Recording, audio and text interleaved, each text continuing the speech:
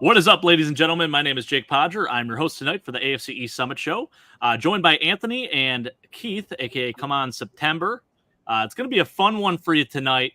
Right now, it's the dog days of the NFL offseason, and we are just waiting, and Keith's name just hits the nail right on the head with Come On September. So we're excited for tonight's show. We're going to be talking Mount Rushmore of the AFC East, what players we think belong on the Mount Rushmore for our respective teams, the top 5 guys over the last decade. So this is going to be a fun show tonight. More to come right after this. Maybe not. Right after this. Nope. Okay, it's not going. I don't know what it is. Little fake out there. For whatever reason, the video is not playing here. So we're not going to have an intro, fellas. We're just going to go with it. All right. Little fake out there. It's a Tuesday. It's a Tuesday. So let's just get right into it. This is going to be a jam-packed show, just talking, some of the better players over the last 10 years for our respective franchises. Really excited to get into this one. I'm curious to see who you guys each have. Jake? We lost Jake? Uh-oh. We lost Jake. All right. Well, yeah, we're going to be doing top 5 best players. I actually went a different direction personally. I went most impactful to the Dolphins franchise. Yeah, so we're going to be doing the best players of the last decade. And should be fun. My cat's over here doing cartwheels. And here he comes. He's jumping. Boys, I don't know what happened. There's must be a reason why I couldn't play that video. It said my internet cut out for a second. Now we're good. We're back. I apologize. Again, no idea what happened there, but we have been experiencing some very, very high temperatures. Maybe it has something to do with that. I was going to ask you about the weather out there because it's been disgustingly hot in Chicago, man. We were hitting the high 90s. Insane. Like yesterday, it was just starting to get up there. Today was the hottest day. It was like 91 degrees. It said the real feel was like 102. So humid, yeah, and it's like disgusting for us here because we're not used to this type of weather. I mean, we're kind of used to the humidity when it gets warm out here, just because we're close to Lake Erie. But my gosh, man, it's crazy. So yeah, but we're back. I think we're good. Hopefully, fingers crossed. Was just going to get into this list a little bit because I want to start talking about it in the essence of time. So Chris, unfortunately, not going to be able to join us tonight. So we're going to talk about his New England Patriots Mount Rushmore. So I put together a list for you guys, and I want to get your thoughts on it. And I'll start from 5 down to number 1. So my number 5 guy on this Mount Rushmore list is Matthew Slater. This man is like the torch carrier of this like third wave of special teams aces, right? So started with Steve Tasker, our guy, former Buffalo Bill. Then he handed the torch to a guy named maybe Kasim Osgood, played with the San Diego Chargers, Jacksonville Jaguars. And then Kasim Osgood went and handed the torch to Matthew Slater, son of Jackie Slater, former left tackle for the LA and St. Louis Rams, Hall of Fame tackle, I should say. The guy played forever. I didn't know that. It's interesting. Yeah. A little fun fact for you. But Matthew Slater was he actually is just retiring this year. So he played with New England for I think 15, 16 seasons. And the guy was just unbelievable. Made the Pro Bowl every year as a special teamer, just about. And the things that he did were just really special. And I had to include him on this list just because I felt like, he is exactly what Bill Belichick calls the Patriot way. Like he demonstrated that to the fullest. And I think he definitely deserves a mention on this list, especially when we're talking over the last decade. There was a constant on that New England Patriots team. I mean, you had Gronk leave, you had Brady leave. Matthew Slater was a New England Patriot through his entire career. So I had to put him on the list. He's my number 5 on this Mount Rushmore list. What do you guys think of that one? That's a good one. I wouldn't have gone there, but just because I wouldn't have thought of him, and that's actually a crime because he was with New England for forever. Right? Yeah, I mean, and you know me, I'm a big special teams guy, so I had had to go there, right, Keith? You know, Absolutely. It's a really good pick. It's now that you mentioned him, I can't imagine a list without him on there. right? Bruh, you're killing me. Anth, what do we think of that one? I mean, I like it. It's just, it's always hard to put like a special teamer that's not a returner. Sure. To me, you know what I mean? Like, yeah, they don't flip the field. They seldom ever get seen. Oftentimes, like these days, they skip punt returns that just get fair caught. Mm-hmm. They skip kick returns that just get kneeled down, and that happens so often in football that like these guys, their names don't even come up unless you are a fan of the team. Right. I think it's a good pick as a New England Patriots fan, which is interesting because you're obviously a Bills fan. I think like a hardcore New England guy would say Matthew Slater. Yeah.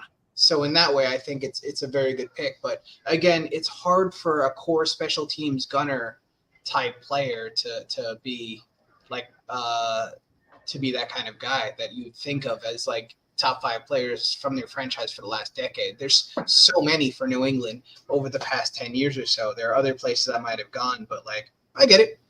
Yeah. I'll say I had a this. hard time with it though, actually, to be honest with you. As good as the Patriots have been over the last decade, Yeah. I had a hard time finding a player that was a constant on that team. Like they just cycle through running backs, so it was hard to pick that. Receivers, I might talk about one here in a second. Yeah. But otherwise, again, that's another position where it's been like so recycled for them over and over again, just paying vet minimum guys to come in and catch passes from Tom Brady. Yeah. You know, so it was kind of a harder list than I thought. I would almost thought about like the DBs. There's so many of them over the past like decade or so where it's just like, like you said, they churn through them, but they're good. They're all good. For sure. 10-time Pro Bowler for Matthew Slater, though. 10-time Pro Bowler, 5-time All-Pro. It's crazy. You know, 3-time Super Bowl champ. 3-time Super Bowl champ. Not because actually, of him, 5 times first-team All-Pro, 3-time second-team All-Pro. So, you know, I understand where Anthony's coming from. You know, he's just a special teams gunner, but he was more than that to the Patriots. You know? The Patriot way. Yeah, the Patriot way. Exactly. Definitely. Yeah. Yeah, and I think it rang so true to me just because, you know, Steve Tasker, that's one of our guys here in Buffalo. I actually have you guys can see it there. Got the old Steve Tasker signed jersey over there, right? So I think it definitely hit home a little bit here. So I had to throw him on the list. That's my number 5 guy. Glad you mentioned the DB position, Anthony, because I want to get right into that. My next guy on the list here is Devin McCourty. He just retired in 2022, but he was a New England Patriot from 2010 to 2022, and he was still playing at a high level even at the age of 35, his last season in the NFL. Had 4 interceptions his last year. He was a 2-time Pro Bowler with them. I think he was a 3-time second-team All-Pro. Obviously a Super Bowl champion, and he was a constant for them at the safety position. And it's interesting because he came in the league as a corner, and pretty unique situation for him. He had a twin, Jason McCourty, who actually ended up playing with New England as well. So they got to, reunite together after their college days and play in the league together, which is pretty cool. And both very solid players. And to me, I think Devin was the better of the two. He definitely did some great things for them and was one of the better safeties in the league throughout his tenure. So I had to throw him on the list just because of the length of his career as a New England Patriot. And of course, the fact that he got some accolades while he was there. So Devin McCourty. What do you think, guys? Excellent pick. Love it. Yeah, it's definitely a good one. It's definitely a good one. He absolutely deserves to be on the list. Without a doubt. Yeah, I think, again, very interesting career path for him. Starts off as a corner, goes right to safety in like the middle of his 3rd season. And usually when that happens, it's either a really good thing or a really bad thing. Luckily for the Patriots, it was a really, really good thing. And he stayed there for many years to come. So absolutely love it. Hope I'm doing you right here, Chris. If you do go back and rewatch the show, would love to hear your takes on this one. And for anyone else out there watching and in the comments, please let me know what your thoughts are here. All right, so going into my next one, Julian Edelman. Had to throw him on the list. I think he is the all-time leader or he might be. Yeah, I think he is now the all-time leader in like yards and receptions in the postseason. Did some incredible things. Was never a Pro Bowler, which is interesting. So people talk about, they had the conversation, when he retired, is Julian Edelman a Hall of Fame receiver? I don't know if he's necessarily there. I think he's in the Hall of Very Good. And he was obviously Mr. Reliable for Tom Brady for so many years. Another interesting career path, kind of similar to that of Troy Brown. He actually played a little bit of corner early on in his career, returned some punts, played special teams, did all the dirty work to start off, and then he developed into this really, really good slot receiver. And he can kind of do it all for New England. And you just think of some of the clutch moments as of recent, even that catch against Atlanta, and then obviously winning the Super Bowl MVP against the Rams, and just so many great things about what Jules did in the league, and still continues to be a prominent figure in today's NFL, just on the outside in the media world. So had to throw him on the list, and I don't think you guys would disagree with that one, would you? I would probably not disagree, but I don't know. I just never thought I could see it. I just don't think of Edelman as that being that kind of guy. He's always. I remember seeing stat lines from that guy where it was like 17 receptions for 60 yards. Yeah. That's well put. When you look at the yards per reception, his final season as a pro was his best year in terms of that, and that was really because he only caught 21 passes for 315 yards, averaged 15 yards a catch. Prior to that, he was averaging around 10 to 11 yards a catch. So, yeah, he was like, hey, get to the sticks, Mr. Reliable, catch the football, get a first down on third down, right? That's who he was. He was a better form of Jason Avant. And, and this is no disrespect to Jason Avant. I think Jason Avant was a very reliable, good player, but Julian Edelman took that to another level. This is a guy that could catch 100 passes, did it multiple times in his career. And yeah, actually, it's crazy because statistically, he had his best season at age 33, his second last season, where he caught 100 passes for 11, 17, and 6. Mm-hmm. So, yeah, and I like that. I think it's a good pick for this list just because it is from 2014 onwards, and his career really started to shape as a wide receiver in 2013. So you look after 2013 on, that's where you can see the numbers where it's like, okay, this guy was a good player. Like, he was a very good football player. I don't think he's a Hall of Fame guy, but I think he definitely will be on the Patriots Wall of Fame, inducted in the Ring of Honor, all that good stuff. But yeah, Jules, had to throw him on there. It was always weird to me to talk about him as a Hall of Famer, like when he just retired, and like everybody just sort of craps on Wes Welker. Yeah, you're right. Significantly better receiver. Talk about numbers. Exact same job for much longer. Welker 123 and 1348, 122 for 1569. Like, and 1,000 year after 1,000 years, yard season after 1,000 yard season. Like, absolutely astounding numbers. In the same place, and then went up and did it again with Denver. He was very good there. So yeah, I don't know that Edelman could be a Hall of Fame, but people get in a Hall of Fame for no reason. That happens. Sometimes. Not no reason, but no, I know what you mean. Sometimes it is off of popularity. It's off a ring sometimes too. It's like, the old conversation about Troy Aikman. Like, yeah, he was a good quarterback, but you look at his numbers, it was, pretty suspect. He put up stats similar to like Alex Smith almost, right? Like, he was the Alex Smith of the 90s. They were suspect even for his era. Yeah. But take into account, and now we're going to debate Troy, but like take into account the fact that was a run first team. Like, sure.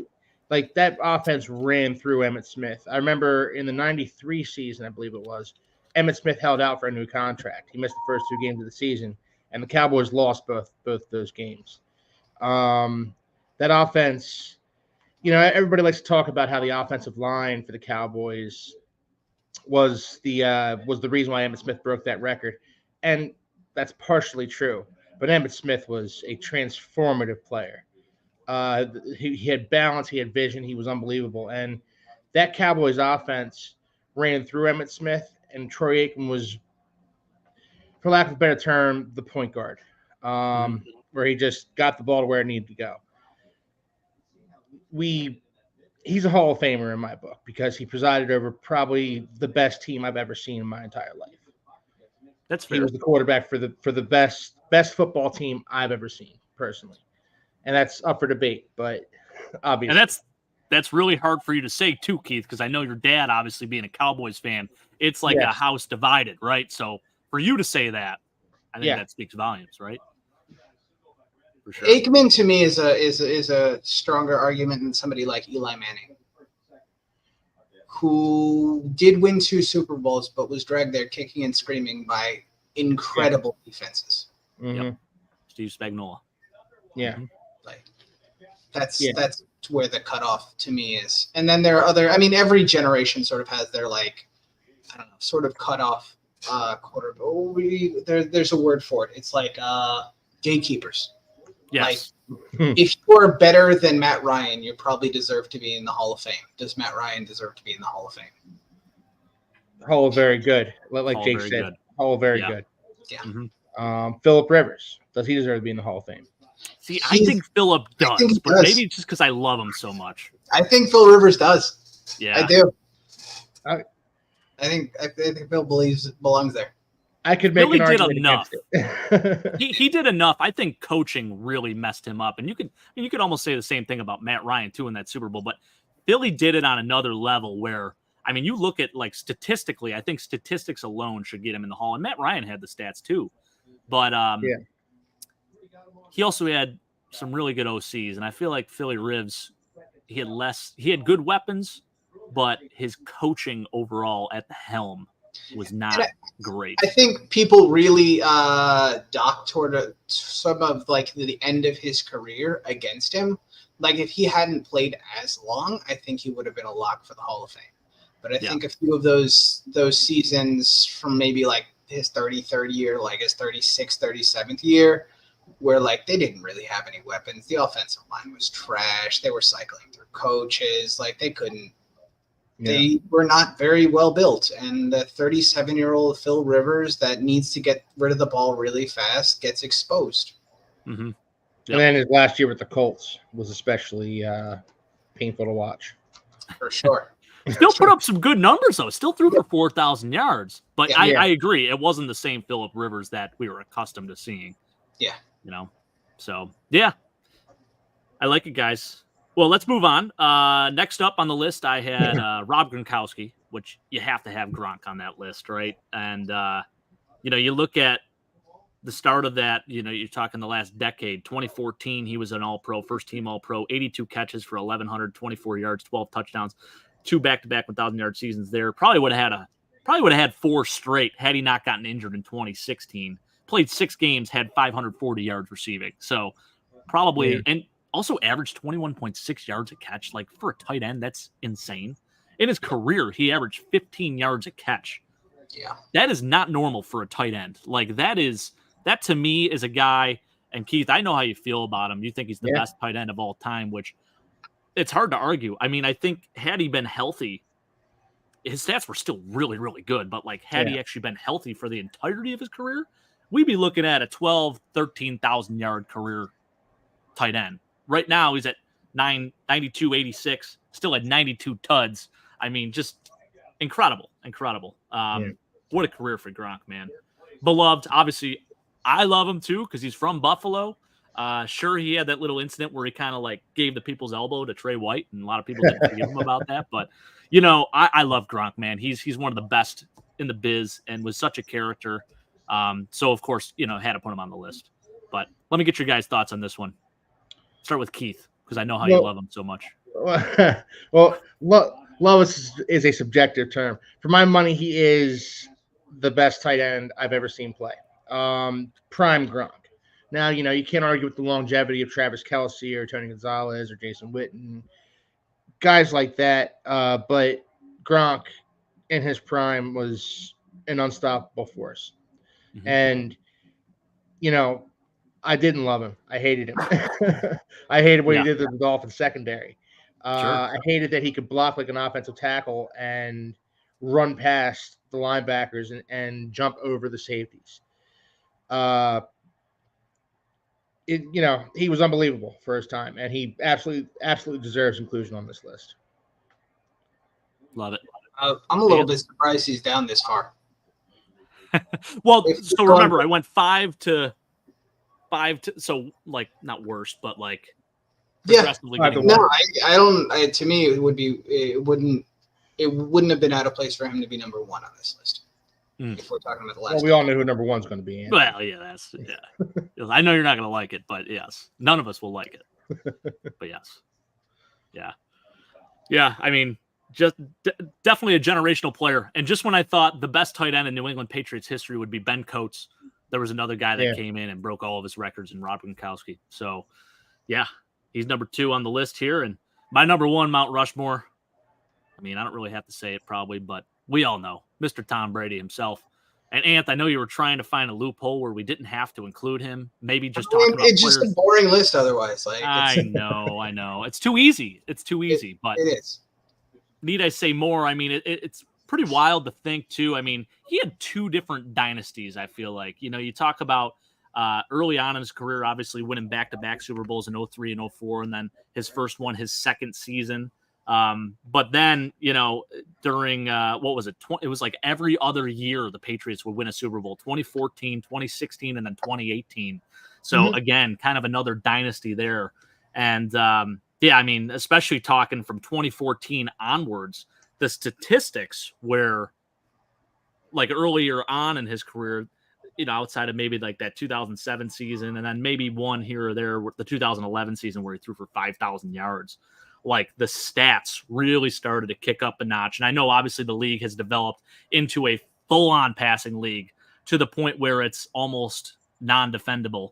But yeah, what he did there in New England, obviously you have to have him at number 1 on the list. I think it is what it is there, unfortunately, but he's the GOAT, man. There's a reason for it. And over that decade did some great things for him. So had to throw him on here. I don't know if you guys have any comments, but yeah. It's again, I was trying not to put Brady on the list, but I get it. The thing is, when you gave him weapons, he was the most unbelievably ridiculous quarterback that most of us have ever seen. He's the perfect example of what can him and when Peyton Manning had weapons, Drew Brees had weapons, like. You see these guys that are just they understand football so well. They're able to manipulate defenses so well. They're able to exploit weapons and defenses so well that it's really just difficult to like wrap your head around. Like you said, it's almost indefensible. Yeah. The NFL has, in my opinion, regressed in being able to develop quarterbacks. I don't think they're as good at developing quarterbacks as they were 15 years ago, 20 years ago. That's why you see guys like Manning. That's why you see guys like Aaron Rodgers playing forever, because they understand football at a level that most coaches can't seem to impart on younger players. Sure. So by the end, it's almost cheating. They know the answers to the test before they walk in the room. Yeah. So when you in 2021 give Tom Brady, Godwin, Mike Evans, and you just let him and a bring Gronk out of retirement. Yeah, right. Just let him beat the crap out of frickin' everybody. It's crazy, man. It's crazy. This is like 5,316 yards. The 1 year or 2 years he had Randy Moss, but I mean 50 touchdowns and 8 interceptions. How many of those touchdowns were just flinging it up to Randy Moss? Just 23 of them. Like it's almost half were to Randy Moss. Crazy. This could have always been Tom Brady if you would have actually drafted for offense and you'd have done a good job of filling out that offense. This is why I don't necessarily believe that you should draft defense as high as you do. You should do everything you can to exploit the loopholes in the league, and that is offensive production. Sure. Because you get years like this where, 5,200 yards, 4,800 yards, 4,500 yards. Jesus, man. Like, come on. It's nuts. That's how you win games. Score more points. And you made such a good point about how good they are at processing the game. and then you throw in the weapons in addition to that. And it's like, oh my gosh, this guy's just going to pick defenses apart, and that's why he could do it at age 45. You know, it's you look at those end times New England teams. He's got 36-year-old, 37-year-old Julian Edelman, and that's like weapon. And you're just like, give this guy anything else. Yeah, which is what made all the sense in the world for him to go to Tampa. Yeah, with Bruce Arians and a bunch of weapons, and just beat everybody up. I agree. Yeah, it was crazy. I mean, he had a receiver, Malcolm Mitchell, and I love Malcolm Mitchell because he wore an arm brace as a receiver. But when you got a receiver wearing the Gronk arm brace, might be time to move on. You know what I mean? Yeah. So, again, no disrespect to Malcolm Mitchell. I love that guy. Children's book that he wrote that I actually have. I bought it for my daughter. It's up in her bedroom right now. So he's a children's book author right now. So doing great things. Good for him. Yeah. Yep. I do have two honorable mentions for you guys, just because you know how much I love the fullback position. Had a name, James Devlin, an honorable mention. Pro Bowl fullback, James Devlin, played specifically between the years of 2012 to 2019, and really started to take off in that 2014 season. Was a Pro Bowler in 2017. Obviously won some Super Bowls in between there. So had to name him. And then a more modern guy I threw on the list, Matt Judon. I felt like he was worthy of it. Not quite as good as those other guys, but definitely two names that came to mind. So you guys got any, or you ready to move on to the Dolphins? I don't know who. I'll say this: I don't know who that Tom Brady guy is. I'm gonna have to. No idea. Have to look him up, do some research. Never heard of that guy before. Me neither, man. Me neither. No, never heard of him. Never wanted as you know, Jake. My best friend Joe. He's a Patriots fan, big time Patriots fan. Goes to a game every year. Might be coming to Buffalo this year, actually, Jake. Let's go, baby. Yeah. So, but he's had guys through the years. McCourty, James Andrews is one. Who he loves the center. David Andrews. David Andrews. Sorry, David. Yes, Andrews. Dr. James Andrews, though. That's yes, that's what NFL doctors for David, it. Yeah, David Andrews. He has his jersey. Yeah. That's a great name. Stephen Gostkowski has his jersey too. Yeah. No, I was thinking maybe it's Stephon Gilmore or J.C. Jackson, both of those guys being stellar. I would say, yeah. Backs. Just part and parcel with the fact that Bill Belichick he just develops these guys. He knows how to find them, and he knew how to find them, and he knew how to develop them. Yeah. A lot of pain too. Obviously, Stephon Gilmore, former Buffalo Bill, was good with Buffalo. Was a Pro Bowler, actually, I think, with us. But then he goes to New England. He wins Defensive Player of the Year. And it's like, what the hell, man? Yeah. Why couldn't he have done this here in Buffalo? And the terms that he left on were not great. Wanted some more money. He got paid, and he did his damn thing. He's still doing his thing. It's crazy. Actually, he had a pretty good year last year. That's the thing. Belichick, didn't pay anybody. But Stephon Gilmore, backed up the Brink truck for him. Darrelle Revis. Paid Darrelle Revis handsomely. Yeah. It's like Anthony said, defensive backs, and Bill Belichick and defensive backs. He just knows how to coach those guys. A great example, too, is J.C. Jackson. He did so damn well in New England, and he was fighting for time with the Chargers, and now he's just bouncing around. I think he's going to basically retire. He's done playing football now. It's interesting. If Belichick lets go of a guy, that tells you something. Yeah. Mm-hmm. How many of these guys that Bill Belichick has either traded away or let walk that were basically out of the league in 3 years? Yeah. So true. Yeah. I think back to Asante Samuel. This is a while ago, but he had his best years with the Patriots. Yep. And he was still good in Philly, but yeah, he definitely wasn't. I don't think he was quite at that same level. I mean, with New England, he had 9 interceptions the 1 year. Still put up good numbers in Philly, but yeah, he was actually more mediocre in Philly. If memory serves me correctly, I think, he just, again, to Anthony's point, Bill Belichick let him go. That should be a sign. The only one that maybe didn't work for was Ty Law. Ty Law still registered a 10 interception season for your Jets, Ant, in 2005, I think it was. Yeah.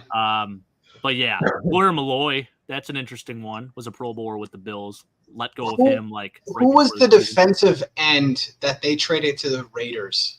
Richard Seymour. Richard Seymour, Yes. Hall of Famer. Hall of Fame Richard Seymour. Yeah.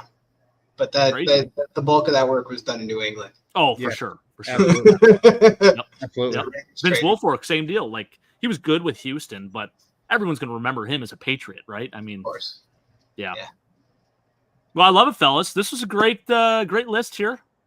Let's move on to those Miami Dolphins, because this is the one that I was super, super curious to see kind of what Keith did with this list. So, Keith, how about you hop right into it? Let's do it. All right. Well, I started off with Cameron Wake. Now, this is a guy who, he was undrafted in the NFL, went to the CFL, had a 16-sack season, and then a 23-sack season for the BC Lions.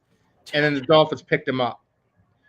And he was their guy coming off the edge. He was their replacement for Jason Taylor. He was just so good for the Dolphins. I remember at one point there was one game where he sacked the Chiefs in overtime to win the game. It was for a safety. Sacked the Chiefs for a safety in overtime to win the game for the Dolphins. Just incredible stuff. And the Dolphins have kind of been chasing the dragon ever since then. Mm-hmm. They've been chasing this Cameron Wake dragon ever since he left. So, he needed to be included on the list because the Dolphins have been trying to, the Dolphins, they drafted Jalen Phillips. They brought in Bradley Chubb. They drafted Chop Robinson. They're trying desperately to get back to this team that opposing quarterbacks have nightmares about.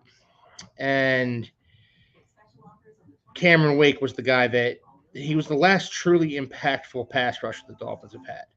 Jalen Phillips has had his moments. Bradley Chubb has had his moments, but Cameron Wake was the guy. And they've been chasing that dragon ever since he left. So what do you guys think about him? I know Jake's a big fan of Cameron Wake, but love Cam Wake. Love him. Penn State guy, first off. So I like Penn State. Yep. That's one of my 3 colleges that I root for. I mean, he's awesome, man. He was such a good player. Definitely deserves consideration, I think, for the Hall. Definitely Hall very good for sure. But this dude, again, he wreaked havoc, and it's crazy because he started his career in the NFL at age 27. Yeah. And to still play at such a high level, having his best year at age 30 with 15 sacks. He definitely deserves to be on this list. And he had 98 career sacks as a Miami Dolphin, and 100, just got over that 100 sack mark with the Titans to end his career at age 37. But yeah, just so damn good, man. And such a great story too. He's on the thumbnail for a reason. Had to put him on the thumbnail because I'm like, Cam Wake. Like, Keith, I tried to take a shot at maybe who would be on this list, and I thought for sure he would be on your list. So I'm glad I guessed correct. He had to be. Anthony, what are your thoughts? I'm a huge fan of Cameron Wake. Love the story. Love the fact that he went to the CFL. Love the fact that he came out of the CFL and became a dominant player. Because we used to get these stories. Like, they don't really happen anymore, but Arena Football League, Kurt Warner. Arena Football League, Jeff Garcia. Oh. Like, we used to get these guys that would occasionally pop up out of nowhere, and we could root for them.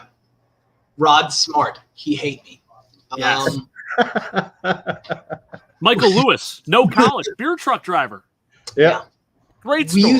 We used to get these stories, and they're the coolest thing in the world. Yep. And I don't see them happening anymore. I would really like the UFL to have 1 or 2 of them. These guys that just got written off, and then come in and absolutely dominate. Cameron Wake, just phenomenal. They pulled him out of absolutely nowhere. Was he, if I'm not mistaken, did he have any overlap at all with Jason Taylor? Maybe it was like a year or so. And Jason Taylor was for you guys either a UDFA or a 7th round pick out of Akron. And I was just so jealous that you guys pulled out 2 pass rushers basically out of nowhere, back to back. Yeah.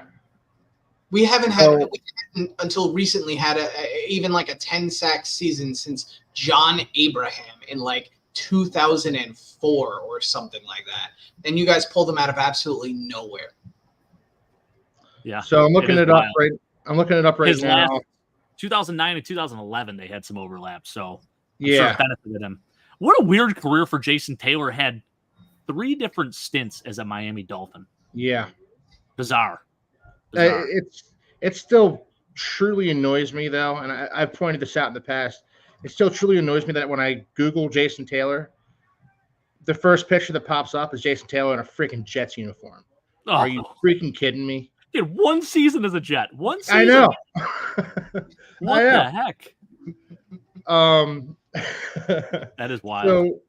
So, moving on to my next guy, it's Rashad Jones. I love Rashad Jones. He was a 5th-round pick coming out of Georgia. We did a show prior to last season, Jake, Favorite where players? we did our favorite players for our respective teams of all time. Rashad Jones was on my list. Rashad Jones was just an impact player for the Dolphins from Jump Street. And he was just a guy that was just all over the field. And I'm hoping Javon Holland kind of carries that torch. Because, again, talk about chasing the dragon. The Dolphins have kind of been chasing that Rashad Jones dragon ever since he retired. Mm-hmm. So yeah, Rashad Jones is on my list. I absolutely loved him. He was criminally underrated. Criminally underrated throughout his career. I think he only made like 1 or 2 Pro Bowls. It's just, it wasn't fair. But he also played in the same conference as Troy Polamalu and Ed Reed and Devin McCourty. During those guys' heydays. So I suppose I can allow it. Mike, coming in hot. I've often thought that Keith looks like Jason Taylor. Oh, my God. Mike, you need to get your prescription changed, man. Jason Taylor was 6'6", like 250, 260. Yeah. I think I met you in person. Like 230. He was really light. He was lean. He was lean. He was a dude with like 6-pack abs, just like yoked. And when the Dolphins drafted Deion Jordan, that's who everybody compared him to. Yeah. I mean, I get it. Physically they looked very similar, but they didn't play similar. And no, not at all. That's part of what I'm talking about with the Dolphins have been chasing that dragon with Cameron Wake and Jason Taylor ever since their departures. Drafting a guy like Deion Jordan, it was a reach. It was a reach then. It's a reach now. It was a terrible pick. And the Dolphins deserved to get panned for it, but they were searching for their next Cameron Wake, their next Jason Taylor. So again, Rashad Jones is my second guy. I love that. Just a really good all-around player, and not a lot of Pro Bowls, but doesn't mean he wasn't an impactful player. Criminally underrated. You put it so well, Keith. He was actually, and even though he was a Dolphin, I loved watching that guy play. He was such a good tackler too. Yeah. I mean, this dude, I think it was 2016, 2015, had like 130 tackles and 5 interceptions. Like, you talk about just the balance statistically and just how good he was. Going like this. Is that Monica or is that another cat? That's Monica. Tell her happy belated birthday, by the way. I will. Jake said happy belated birthday. She said thank you. She said thank you. Don't get yourself in trouble. Rashad Jones, great name. I'm so happy you put him on the list. That was actually one of the names I guessed would be on the list. I'm 2 for 2 so far, so I'm pretty proud of myself. That's great, man. That's great stuff. Yeah, I mean, definitely well-deserved. And actually, I think you look at that 2014 mark, that's kind of when his career started to take off right there. His first 3 seasons were a little suspect. His 3rd year, I think he finally started to develop into that guy. Mm-hmm. But yeah, you look at like the last decade, he really was that guy. So absolutely love it. And we did have a question for you. Time for UFL football. Great to see you out there, sir. Battlehawks, a.k.a. Birmingham Stallions fan, a.k.a. every other name you've had. Yes, they signed Calais Campbell. Great signing, in my opinion. Keith, how we feeling about that? Oh, it's a great signing, and I can't say enough good things about it. You're not bringing in Calais Campbell at 37 years old and saying, okay, play 80% of the snaps the way Christian Wilkins did last year. You're bringing in Calais Campbell and you're saying you're a 50% snap guy, and we're going to keep you Yeah. fresh. We're going to keep you going. And thing is, the Dolphins brought in a bunch of dudes that can serve in that rotational role to kind of keep everybody fresh. They brought in Tyre Tart, and they brought in Jonathan Harris, and they brought in Neville Gallimore. Yeah, Neville Gallimore. You know, they all these guys. Deshaun Hand, and you know they already have Zach Sealer in the fold. Like, these are all guys that none of these guys are going to be big, impactful players, and I include Calais Campbell in that list. But they're all solid players, and as a part of a kind of a floating rotational type of defensive line here, everybody can stay fresh, and come the fourth quarter, they're going to be able to stop the run. They're going to be able to still make a few impact plays. Just a really good signing, really solid signing. I didn't love what the Dolphins did in the draft. I've criticized that often, as everybody out there knows. But in free agency, the Dolphins have hit home run after home run, in my opinion. They really have. I agree. And it started with not re-signing Christian Wilkins. As much as I loved Christian Wilkins and would have loved to have him back, you took that money that you would have given Christian Wilkins and Robert Hunt, and you gave it to 15 other dudes who are going to contribute for this football team. Absolutely love it. And Calais Campbell is added on that list. They might not be done. You know, Connor Williams just said today that he's going to be ready for the start of the season, and he's looking to play. So maybe the Dolphins go out and sign him to a team-friendly deal. I don't know. Justin Simmons is still out there. I don't know why, but he's still out there. Crazy. Yeah. You know, I think there's still one more shoe to drop for the Dolphins, and that's not even including the Tua Tagovailoa extension. That's true. We'll see. That's what coming. happens. That's coming. We'll see what happens. Yeah. No, I love it. Yeah, Calais Campbell, incredible signing, perfect for your scheme. This dude had like 6.5 sacks last year. And he's 37 years old. Still has juice, still man. producing. He still has juice. Yeah, playing at a high level, and he's not really a pass rush specialist per se. Definitely well known for his run stopping ability, but has been able to register some sacks here and there. When he was with the Jacksonville Jaguars, put up some really nice numbers. But yeah, love the move for you guys. I think that was fantastic, and a little jealous. I wish we could have gotten a guy like that. But you know what? The Bills did some nice things too. But it's not about the Buffalo Bills. Let's go on to the next player on your list, Keith. All right, next player. Now, Jake, you said best, Mount Rushmore and all that stuff.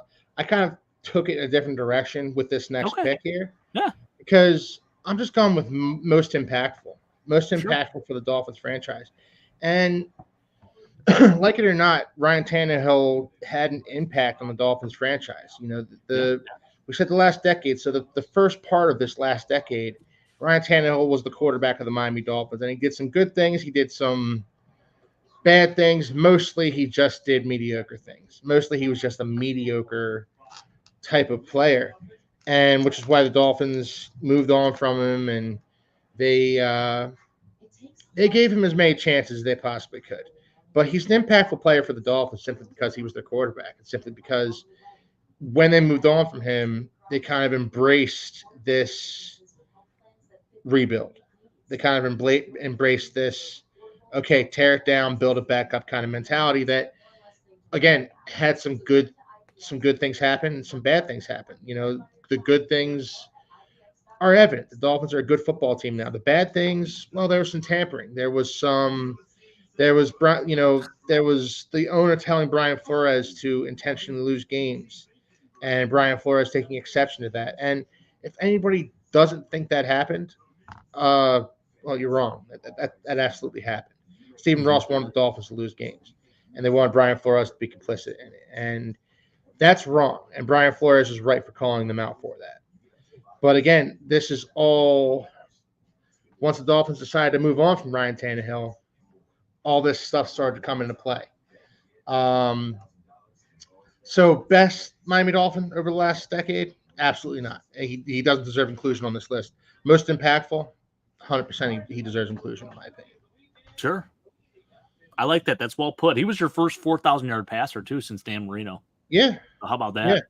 Yeah. Yeah. And I don't know if you guys knew this. He used to be a wide receiver in college. Yeah, it's insane. They What a they only told dramatic us that every other switch. game. Yeah. Yeah. It is crazy to really think about that. Yeah, started off as a receiver at Texas A&M. I think he had like a 700-yard season there too as a Yeah. receiver. So he was like a receiver, and then he just makes the switch to quarterback. And by the way, they took him in the first round. So obviously, and he was he's been a solid quarterback throughout the course of his career, in my opinion. Obviously a serviceable guy. Yeah, But he was also, I think it's a good pick. in that draft, like that was the RG3 Andrew Luck draft. And I was saying the Dolphins should do whatever it takes to trade up for RG3. Andrew Luck wasn't attainable, but do whatever it takes to trade up and get RG3. And I don't think there were enough assets in the world to pry him away from the Washington football team's cold fingers. Washington traded up for him, didn't they? What's that? Washington traded up for him, didn't they? I think they did. Yeah. With the Rams. I think they gave away like $1 trillion first-round picks, like 3 first-round picks. But they started out higher than the Dolphins did. Like the Dolphins didn't have enough ammo to get up and get RG3. That's crazy because Tannehill's had the longest career out of the three of them. You know, he's still in the league. That's insane to think about. Wow. Yeah. Oh, it breaks my brain. Yeah. Yeah.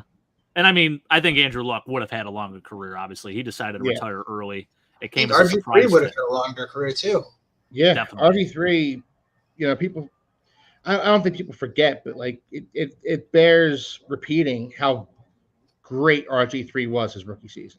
Oh, he was so good. He looked like the second coming of something. He was Michael Vick with 6'3". Yeah, exactly. Yeah. Like he had almost all of Michael Vick's speed. I would say 85% of Michael Vick's speed, but he was 6'3", and he was right-handed. Yeah, right. Yeah. He was special, man. Yeah. It's sad because I know he didn't get along well with just the Shanahans, and I know there's a whole thing about him talking about them basically putting him in the game when he was brutally injured, and I don't know, obviously take it all with a grain of salt. It's he said, she said stuff, but yeah, you think about what if all the time with him, still had an NFL career, of course, was a backup for many years with the Ravens and the Browns, and still played in the league for enough time to get a pension. So, and now he's an analyst, and everything turned out all right for RG3, but he looked like a Hall of Famer in his rookie year. Yeah, it was going to be something, definitely something. But I like it. Back to Ryan Tannehill. What do you guys thought on that? I think it's a great pick. And was it? Yeah, so he led you guys to the playoffs in 2018, 2017? Yeah, but he was hurt. So right. Calais Campbell dove into his knee, and he was hurt for the playoffs. It was Calais Campbell who did it to him when he was with the Cardinals. Was it Matt Moore was their quarterback then? Matt Moore was the quarterback. Went into the game against the Steelers. Dolphins didn't have a chance of winning that game, even with Matt Moore. And then Bud Dupree blew him up in that game, Matt Moore. And Matt Moore was absolutely concussed. He definitely had a concussion, and he stayed in the game. And the Dolphins still lost. It didn't matter. Oof. And, and this is part of what made Ryan Tannehill so impactful, because he missed the rest of the season with that knee injury, went in the training camp the next year, thought, okay, I'm going to build up muscle around this partially torn ligament, tears it fully in camp. And then we got to see Jay Cutler in the Dolphins uniform, which, that's just fun for the whole family right there. It sure is. Yes. Yeah. No, that was terrible. I hated everything about that. That was just the worst football. That was worse than the 1-15 season. Jay Cutler and the Dolphins. It's such an odd thing to even think about. You forget about it almost, right? Just a bizarre signing, bizarre move. Yeah. So, again, this is why Tannehill was so impactful. I like it. Yeah, I think it's a good pick, Keith. Anthony, what are your thoughts? Of that? I think I'm surprised by the pick, if I'm honest. Picking Sam Darnold or something just didn't work out. Yeah, but I mean, it led to Wilson, and that didn't work out. So, I mean, that led to Aaron Rodgers. I don't know. He was there for 7 seasons, which it is crazy. Was he really? Mm-hmm. Yeah. Why From do I? 2012 to 2018. Yeah, 2012. So you include that season, 7 years. Wow. I know. In my head, like, he had a couple years in the league and, like, he wasn't there. Right? Yeah. I mean, I will say some of them were forgetful for sure. I mean, his career record with the Finns was definitely a losing record. Had multiple 8 years. 2016 went 8-5, missed all of 2017, came back in 2018, banged up again. But numbers wise, I mean, did have 4,000 yards passing 2 years in a row, so not too shabby. Yeah. I think Brian Hartline was a 1,000-yard receiver twice with you guys as well, Keith. Yeah, love that.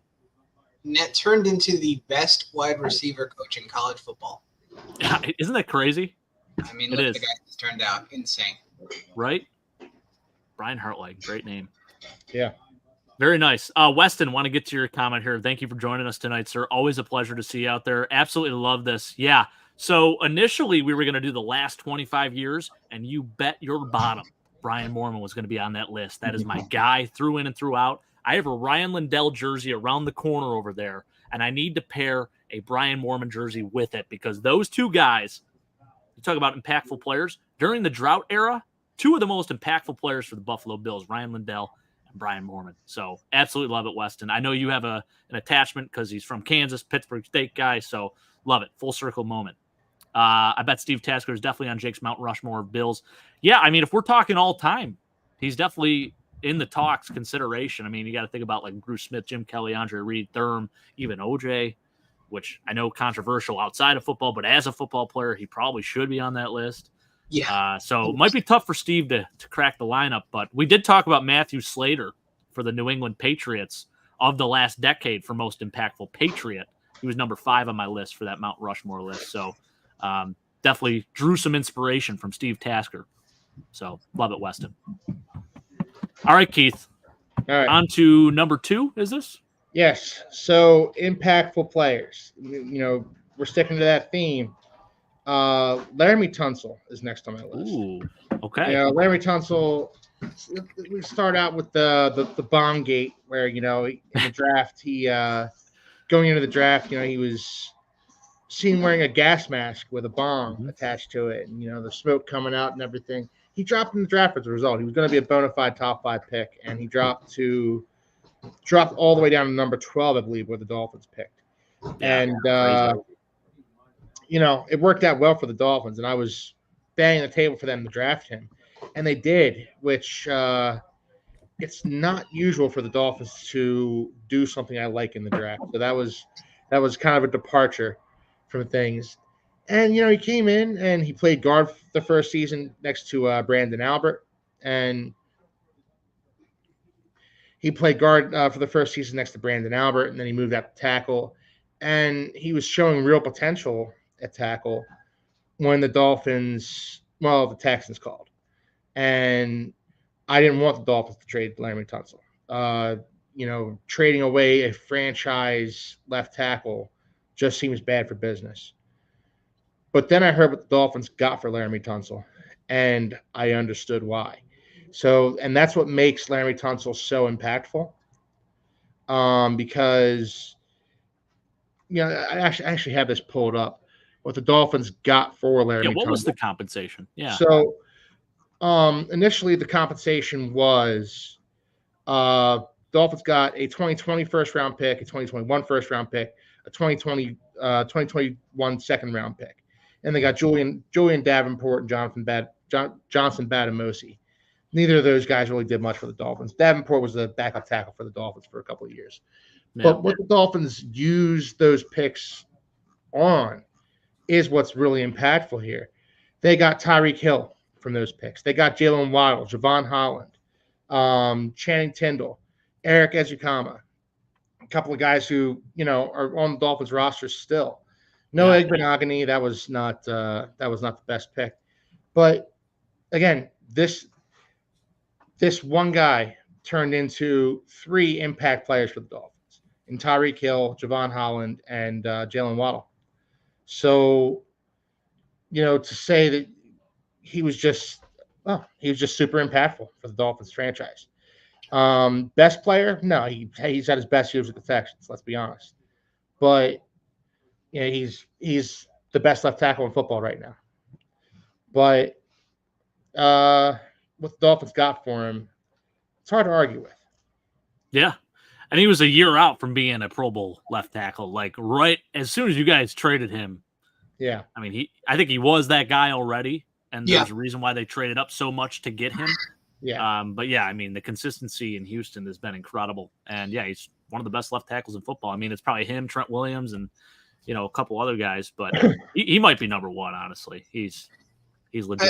I think Tunsil was probably about that guy. The problem was the Dolphins weren't a particularly good team. And, a lot of those like bowls are functionally just like a product of like team success. Yeah. Like there's always a few good offensive linemen that just don't get brought up. One of the things, actually, Jake, I wanted to bring this up when you were talking about New England Patriots. How come you didn't bring up Joe Thuney? I thought about it. I did think about that one. Yes. Because Thuney would have been one of those guys on my list. Back to that, Laramie Tunsil, completely agree, by the way. I think he is not only one of the most impactful players for the Dolphins over the last decade, just how iconic it was that they actually got to draft him, because he was supposed to be like a top 3-5 pick, and then the bomb thing dropped, and then he dropped like a stone, and the Dolphins picked him up. Yep. But in addition to that, the trade comp, and what's weird is that like as much as they got for him, it was still it was one of the few win-win kind of pick for player trades. Yeah. Usually it's extremely one-sided, and usually it's one-sided in the direction of the team that gets the picks. Yeah. Mm-hmm. Yeah. That was one of those trades that actually kind of worked out for both teams. Larry Tunsil, absolutely phenomenal player. Great pick for your list here, number 2. Number 1 better be Tua. I'm sorry. It better be Tua. If you're just going to not – this rate, yeah. If you're not, then we're not – I don't know what to talk about. Anyway. Number 1 is actually Jason Sanders, the kicker for the – no. You know how fired up I was about to be, Keith? Oh, I love that. No, it's Tua. Number 1 is Lobo, Jason Sanders. Hell yeah. No, number 1 is absolutely Tua. There's only one person it could be. Not only is he, even now going into his 5th season, the best quarterback the Dolphins have had since Dan Marino.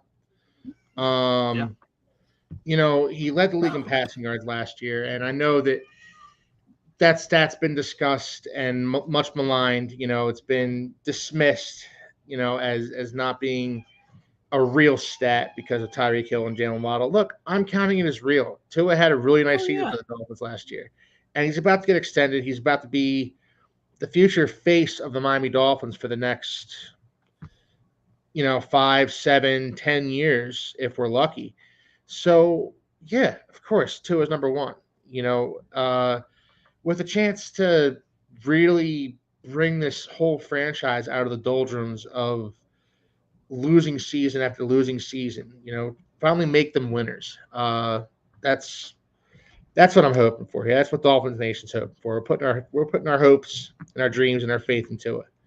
So he's number 1 on this list. I don't think either of you guys will argue with that. No, especially after the list you gave us. You know what, Keith? I do have a problem with a lot of people out there talking crap about Tua. No one is saying that Tua is the best quarterback in the NFL. No one's saying he's better than Pat Mahomes or anything like that. No. But like you said, just to dismiss everything because he has Tyreek Hill and Jalen Waddle. I mean, you saw how that offense ran when you had Skylar Thompson in at quarterback. Like, you need a point guard. You need a guy to throw the football and get it there. Tua is a very good quarterback. So I do think he gets the disrespect, and it's unwarranted. This guy's done nothing to do so other than maybe be a little sassy when asking about his extension, right? Like, other than that, like, he's done everything right. The guy has battled through concussions. I mean, almost at one point looked like maybe his career would be done as an NFL player. Yeah. I think also, like, just from my point of view, too, it took so long to finally get that guy as your quarterback, Yeah, it's something to be excited about, man. Like, it you is. finally got a good one. Like, that is awesome for you. So I waited I love it, man. 20 Yeah. plus years for somebody to replace Dan Marino. I was hoping Yeah. it was going to be Ryan Tannehill. Waited, 6 years for it to be Ryan Tannehill before I realized, okay, this isn't working. Time to move on. They pivot to Tua, and Tua is that guy. Like Yep. it or not, is he as good as Dan Marino in his prime? Maybe, maybe not. Is he as good as Mahomes or Josh Allen? No, he's not. But he's a franchise type quarterback. This is what we've been wanting. Yeah. We've said way worse guys are franchise quarterbacks, and people want to scoff at Tua. Like, even talking about Trevor Lawrence. Like, is Trevor Lawrence that much better than Tua? Is he better than Tua? I don't know. I could make an argument that no, he's not. Right? I could make an argument. Daniel that Jones, too, that guy, but, he got paid too. Like, it's just crazy. Daniel Jones, let's not bring him up, please. I know it's a bad contract, but yeah, I mean, let's be real here, right? So, Ant, what do you think about that? Tua had to be number one. Let's be clear. He's the first guy that actually looks like a franchise quarterback for the Miami Dolphins since Dan Marino. When did Dan Marino retire? 1998?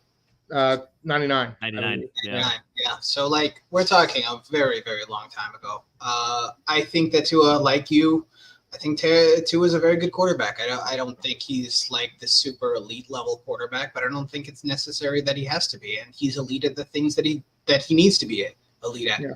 He's elite at getting rid of the ball faster than almost anybody in the NFL and putting it in a place where his wide receiver can go get it. Yep. Yeah. Trusting that he can do it. I think him and CJ Stroud are the two quarterbacks in my head that I think do that better than anybody.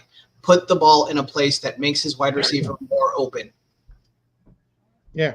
And that kind of elite anticipation is believable. Is it as impressive as Josh Allen making three guys miss, throwing the ball 75 yards in the air to an open receiver? No, but like it doesn't have to be because he throws the ball where his wide receiver is wide open. Then his wide receiver runs 70 yards anyway. Yeah. So like they do it in different ways, but they do it. Yep. Spot on. Well, bravo to that list, Keith. I got a couple honorable mentions for you. I did post this in the Discord, so you can go back and look at it. It's in our planning chat. So I had a couple names that you did not mention. Xavier Howard was one of those, and I know he's a little batshit crazy, right? But hell of a football player, right? I did think about including him. If I was going to include him, I would have had to take Rashad Jones off the list, and that was unacceptable to me. Sure. Yeah. Hey, I love that. I think Rashad Jones, better player anyways. So love that you said that. Well, I don't know. Xavier Howard was special. a top three cornerback in his prime. He had 10 interceptions one season. Like he was really, really good. But Rashad Jones was still my favorite. I like it. I did throw Jarvis Landry on there just because he put up some nice numbers with you guys. Yeah. And then Tyreek Hill, just because two-time All-Pro. He's another one I thought about including on the list. But once I decided to go for impactful players for the Miami Dolphins franchise, Tyreek Hill does have an impact, but Tyreek Hill is more of a result, not the catalyst, like Ryan Tannehill and Larry Tunsil were. Makes sense to me. John Denny, too. Shout out to him. Of course, great long snapper. Yep. Ryan Denny's brother. Yep. So had to mention him. Beautiful. And Blake Ferguson. Blake Ferguson, of course. Reed Ferguson's brother. Yes. There we go. A lot of connection with the long snappers. It's kind of cool. Buffalo Bills brothers. Yeah. Love it. Anthony, you got any or? No. I think you guys nailed a lot of them because the thing is, like, the Dolphins and the Jets both had a very prolonged streak of not being particularly good franchises. So, like, the Cameron Wakes really stand out. Yeah. So true. So true, Anthony. I would say that's the case for all of our teams here. I'm glad we started with New England. Yeah. I'm glad we started with New England because we got that out of the way. And now we're talking about misery over the last decade for the most part, right? So, yeah. But let's go on to the Jets. Anthony, all right. Let's hear it. So, a couple of my I'm gonna warn you right now, it's very skewed to the last few years because we were awful. Because I try to be a little bit strict, and Rex Ryan, I think, was fired in like 2012 or 2013, something like that. He was fired, and like we were already adrift towards the end of the Rex Ryan terror, or the Rex Ryan tenure. And then we just were completely listless through the next few head coaches and the next few general managers, the Idzik years, the McCagnon years, and then finally getting Joe Douglas. So a lot of these guys are very skewed towards the Joe Douglas years. On number 5, to be honest with you, I'm going to say Bryce Huff. Ooh, I like that. Okay.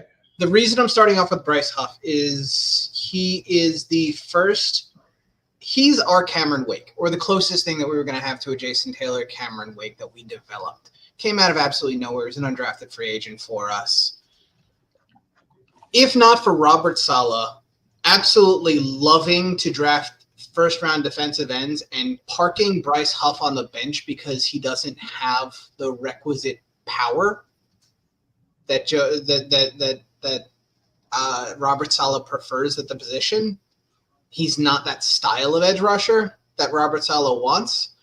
Therefore, almost refusing to play him for the first year and a half of his contract, playing him extremely sparingly for his third year, and then for his fourth year, still playing him sparingly for the first quarter of the season, then letting him wreak havoc towards the end of the year just to let him walk in free agency.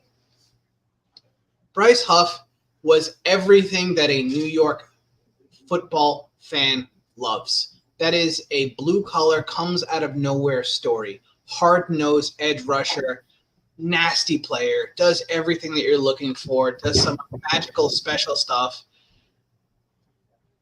and the coaching staff doesn't play him enough. It's that entire arc. That is what we root for. So like to me, having that player, and it's part of the reason why I have my name, Hassan Reddick's secret agent. I was going to say, what's the end of that? That's hilarious. Okay. So like, I love that. I don't know if you guys saw this story. Apparently there's this Twitter thing that came out that said Hassan Reddick lied to the Jets specifically because he knew they didn't have any more edge rushers left. Wow. So that's why he's holding out of camp for a contract. He told the Jets specifically he was going to show up for the offseason programs, only to turn around and say, hey, what are you going to do? You can't replace me. So give me a contract. Jeez. We have Bryce Huff. We refuse to give him an extension. Oh. For the entire year. We then trade for a 29-year-old Bryce Huff. Mm-hmm. Only to watch him hold out. God. This is like it's unending misery. Yeah. They just, no matter what, they just kick the football into the end zone. Every time. Anyway, Bryce Huff, number 5 on my list. What do you guys think? Yeah, I love that. I think it's a great pick. Blue collar guy, like you said. This dude had 19 tackles, but 10 sacks. I mean, pass rush specialist. And whenever he was in the game, his impact was felt. And I would be just sitting there, just scratching my head if I was you, Ant. Like, that is so frustrating to me.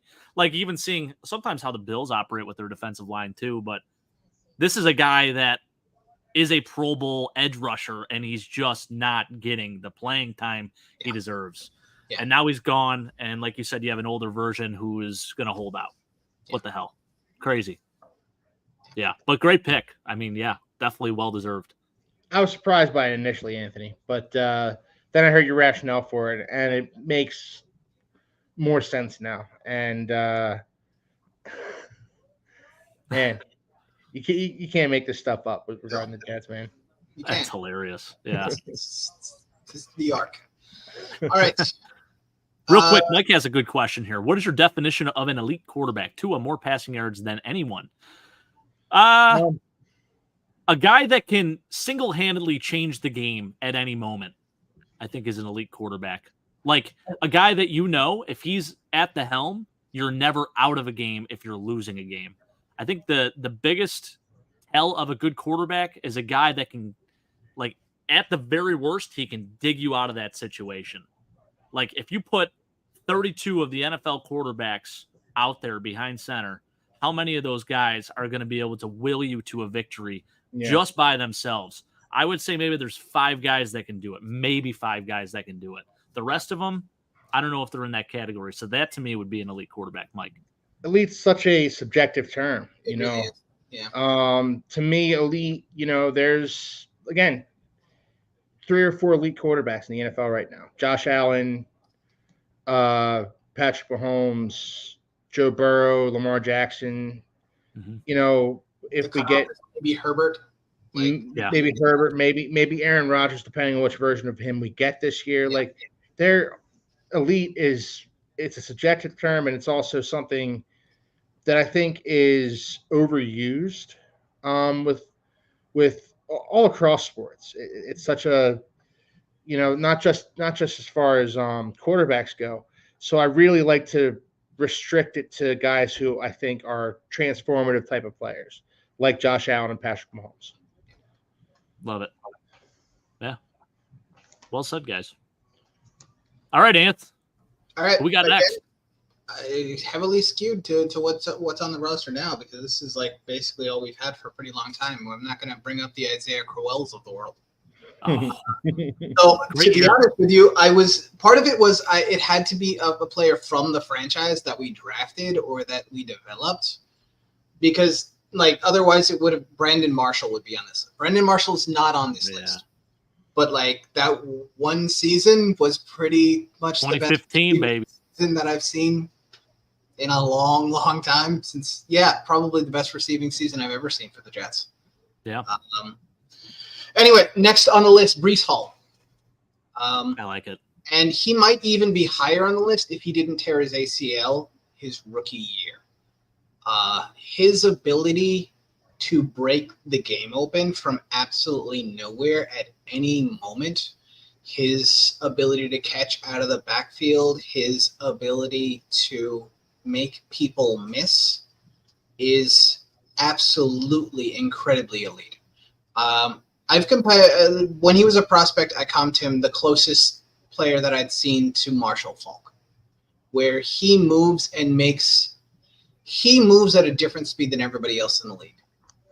He makes everybody else look like they are running at 0.75 speed, and he's running at 1.0. That is Breece Hall to me. His ability to stretch the field, his ability to make catches. I think he had like 71 receptions last year. Phenomenal for an offense that had basically nothing going for it with nobody at quarterback.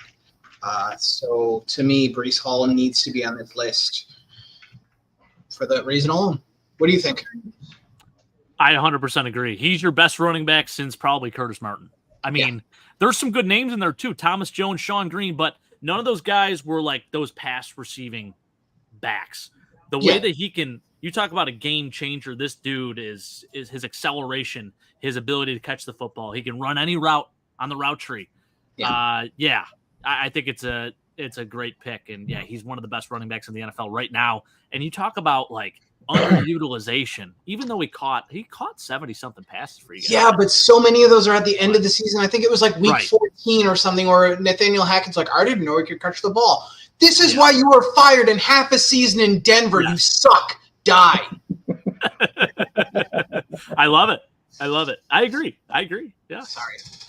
But no, it's a great name. I think you have to put him on this list. He is that good. And Marshall Faulk, what a name. But you're right.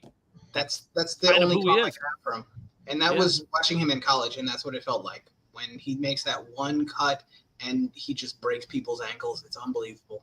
And he's 220 pounds. Oh, yeah. And on top of that, he's coming off a torn ACL, and he did what he did this past year. It's like, my gosh, you give him more volume even. Good night. Yeah. Number 3, Garrett Wilson. Love it. Okay. Best receiver that we have drafted since Santana Moss. Has everything that you're looking for out of a receiver. He moves like Stevie Johnson. He's awkward. He's tough as nails. Like the number of times I've seen this, and he's skinny, dude. The number of times I've seen him get absolutely hammered, fall on his back, look like they need to take a spatula out to the middle of the field to pull him off. He limps, he looks crippled, and then 3 plays later he's back in. Like, holy hell, man. Like, just style points alone. For sure. Yeah. I mean, you talk about a guy that's quarterback proof, too. You could literally put anyone at quarterback. He's still going to get you 1,000 yards. We've tried. Mike White, done it. Zach Wilson, done it. Tim Boyle. Joe Flacco. Here we go. Keep it going. There's more names, too. It's Brett Rippon was another name that was floated around. I don't think he actually played for you guys, but he was on the team. Thought he was going to. Didn't matter who you put there. He would put up the numbers. Proof. Best receiver that we've had in really the best receiver we've drafted. Yes. In almost 20 years, I think. It's I agree. About 20 years or so. Santana Moss was like 2001, something like that. So, yeah, he'd be right. And then after that, Lavernius Coles. I think he might have had a 1,300-yard season for us, and he was around that 2002, 2000. No, he's a little bit later, but around that era. Yep. Early 2000s. Florida State guy. He was a third rounder, too, I think. Yeah, he fell in the draft. About first-round guys, though, it's like, man, it would be Santana Moss, I think. Yeah. So, yeah. Number 2 on the list. I don't know if this is going to be controversial. Quinnen Williams. No, not at all. No. I had him on my mock list that I said. Yes. I have him at number 2. And the reason I have him at number 2 is that he is one of the best defensive tackles in the NFL. But he's not the best. Like, he's in that top 3, top 5 discussion. Yeah. For sure. But he's not the best. So that's why I have him number 2 on the list. Anthony, who would you say is the best? Now that Aaron Donald just retired, Chris Jones, maybe? It's tough. You can mix around any of the top 4 or 5 of them, I think. I think Quinnen's up there. I think Chris Jones is up there. Justin Simmons. Yeah, maybe. There's the dude. I like Christian Barmore a lot. Yeah, he's a stud. He's done in the past 2 years with New England has been phenomenal. Dexter Lawrence, I think, belongs on that list. There's a few of them. It's difficult to say the exact one because we're not seeing these, like, besides the Aaron Donald years, we're not seeing these guys with, like, 16 sacks seasons at the defensive tackle position. It's not like Warren Sapp in his prime. Like, we're sort of waiting for that next. Now that Aaron Donald's retired, we're waiting for that next one, that J.J. Watt level season out of a defensive tackle. And I think Quinnen's on that list. I think Christian Wilkins belongs in that top 5-ish best defensive tackles in football. So yeah, we'll see the next one that has a defensive player of the year caliber season. But I don't think there's a clear number 1 right now that Aaron Donald's retired. I respect that. Yeah, I would agree. Yeah, it's a good pick. Yeah. Number 1, Sauce Gardner. Gotta be. Right? Yeah. It's pretty easy. He is the best cornerback in football. I think it's pretty clear. I felt maybe this is just the homer in me. I felt like even going through halfway through his rookie year, I felt like this might be the best cornerback in football. And I think over the last 18 months or so, he's pretty much cemented that. I think he is the best cornerback in football. I think he's an uber consistent, incredibly competitive player. And I'm not going to lie, I do think the system benefits him greatly. I think he is in a system that benefits great cornerback play, but great cornerbacks also benefit from that play. By getting to the quarterback as quickly as they can, he doesn't have to cover for that long. Long arms, the speed, everything is there. So yeah, I think it's by far the most impactful player. And like I said, 4 of these 5 players are on the roster right now. We have drafted crap. My honorable mentions are guys that like Jeremy Curley. Like good name though. Good name. A couple 800-yard seasons for us. Nice work. Honorable mentions are like Quincy Enunwa, the sixth round pick. So tough. It was super tough player. Nebraska guy. Yeah.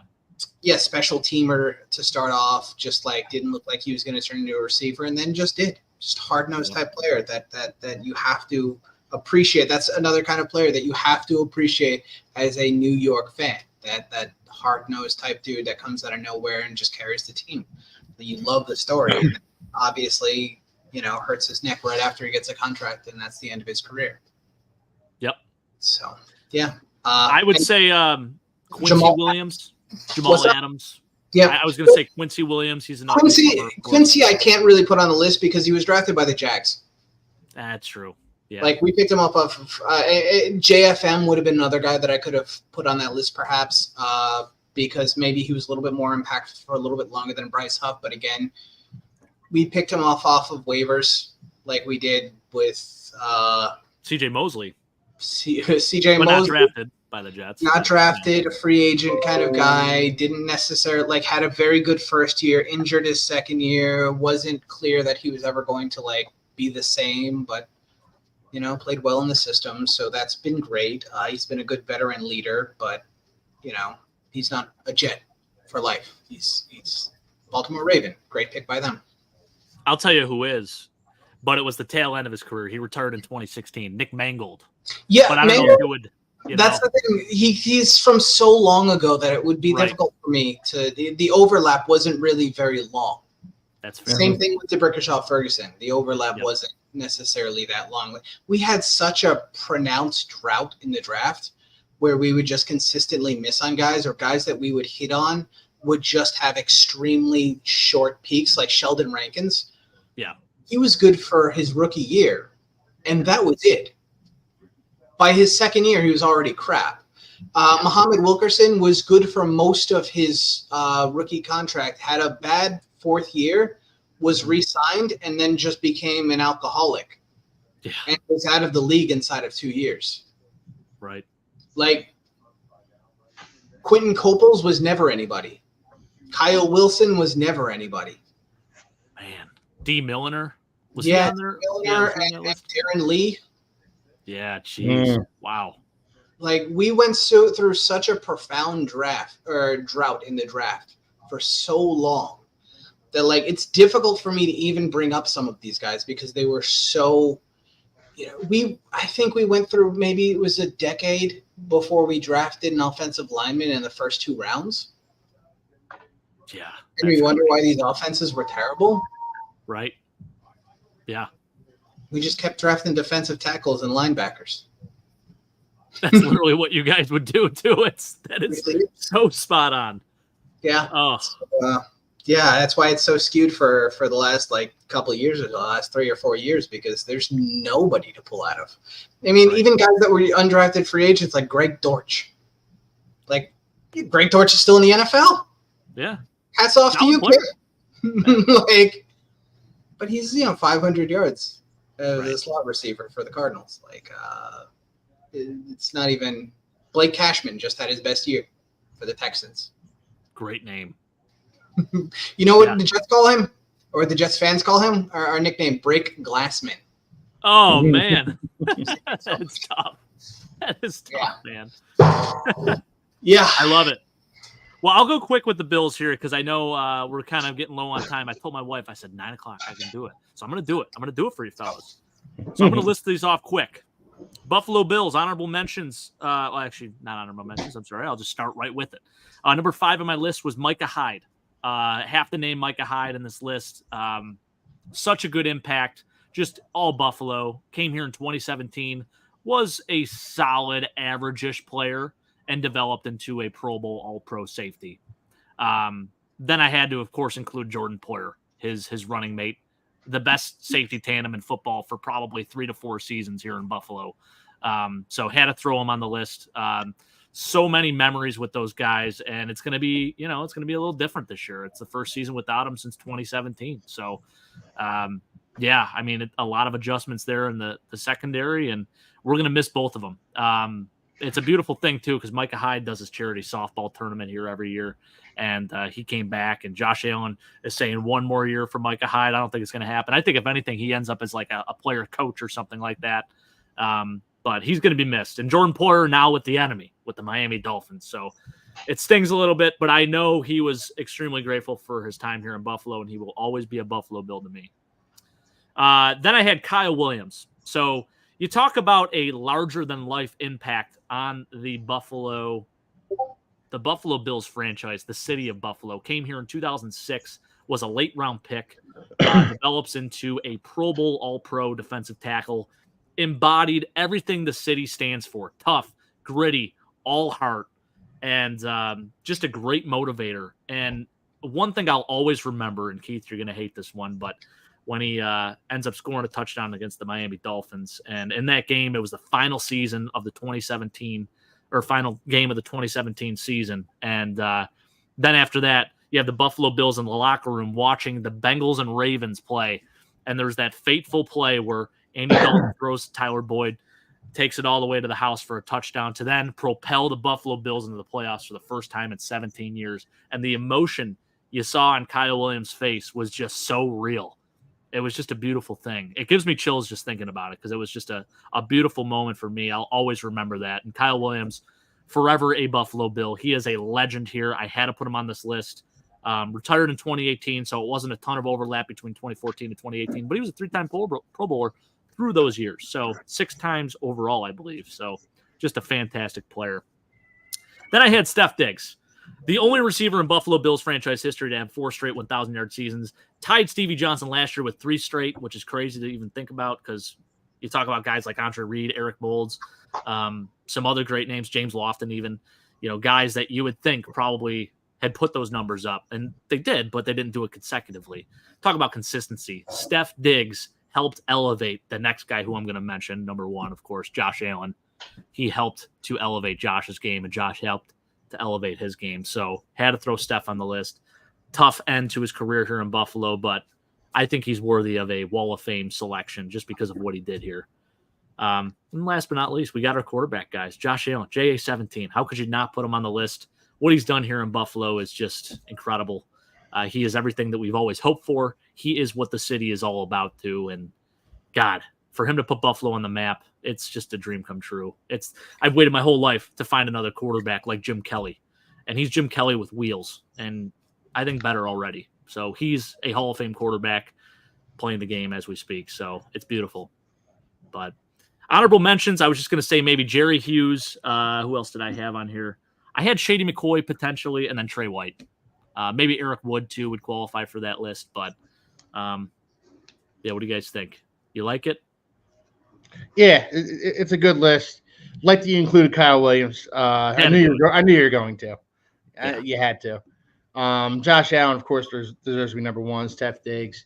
Jordan Poyer, Micah Hyde. I didn't know that you were going to go in that direction. I actually expected Jerry Hughes to be on that list. But yeah, I like the list. It's a good list. It also skews more towards the last 5 years rather than the last 10 years. It does. Much like Anthony's list. And I guess I went out of my way not to do that just because I was doing something different. I kind of like what you and Anthony did a little bit more. Yeah. No, I love it, guys. Well, this is a super fun show. Ant, sorry, go ahead. No, great list. Likewise, I do think, like you mentioned before, like all of our franchises were in the woods for a long time. Mm-hmm. So it does make sense to have it skewed a lot more towards the last few years or so. So yeah, no, it's a good list. A little bit surprised that like Ed Oliver wasn't on that list. I thought about it. Him and Matt Milano were 2 guys, and actually Reed Ferguson, longest tenured Buffalo Bill, currently 8 years. Thought about it. Long snapper, never been to a Pro Bowl. He should be someday. But yeah. But yes, I think Eddie Oliver definitely well deserving. Matt Milano probably another name there too. Even Deion Dawkins too, probably a name. I was thinking about Dawkins too. Yeah. But yeah, fellas, this was fun. Keith, thank you for coming up with the topic. It was tough because, like I mentioned at the beginning of the show, it's tough right now. Always easy to talk football, but it's like, what are you going to talk about? Because currently there's really not a whole lot going on. OTAs, minicamp, all that stuff wrapped up. Now we're waiting until training camp, and come on, September, man, it can't come soon enough. But to everyone that watched, we appreciate you. Dad, thank you for watching. I see you out there in the chat. Please be sure to like, comment, subscribe. We do this every Tuesday, 7:30 p.m. We have a lot of stuff going on here at Nickel City Mafia. Keith, you had an announcement too? Oh, yeah. So starting in the regular season, on Thursdays, Anthony and I are going to be doing a show where we make picks every week. And we're going to include Jake in this. Jake probably won't be on the show, but he'll be doing picks as well. I'll submit a couple of other guys on the channel that'll be doing picks. And we're going to keep a running tally and see who comes out on top at the end of the season. But Anthony and I are going to be going through it game by game. Again, we were talking about it earlier. We're not going to be analyzing games like the Commanders versus the Cardinals. Nobody cares about that. But a marquee matchup like the Cowboys and the Eagles or the Bills and the Jets, we'll be going a little more in depth with those games and be making our picks, and it should be a lot of fun. So Anthony and I are going to be doing that every Thursday, I think around 7, I think we said. That's cool. As long as we can get on before the Thursday night game. Yes, exactly. Before the Thursday night game. Exactly. So got to make it happen. Yeah. Pre-game with these guys, then go right into Fitzy and the rest of the crew, and then go right into Thursday night football. No better way to spend Thursday night. Yeah. Yes, sir. So, coming the regular season, Anthony and I are going to be doing that. So, look forward to that. It's going to be Thursdays, probably around 7:30, somewhere around there. I love it, guys. I love it. Well, that's exciting. Season can't come soon enough, fellas. I think it's time to sign off. I got to hop up upstairs. I hear the little one making some noise up there, so probably about time for her to go to bed. So I'm going to help with some bedtime here. But, fellas, I appreciate the both of you. We will be back next week, and 2 days.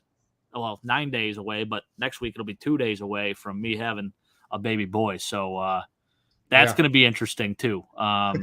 Ready to be a father of two. It's going to be wild. But anyways, to everyone that watched, we appreciate you. Leave your comments below. Give us your thoughts on what the Mount Rushmore is for your team over the last 10 years. It would be interesting to hear some different names and what your takes are out there. We appreciate everyone's input. So, as always, I'm going to sign off by saying go Bills. Ant? Jet up. Keith? Fins up. All right, guys. Take care. Have a great night. Go Bills.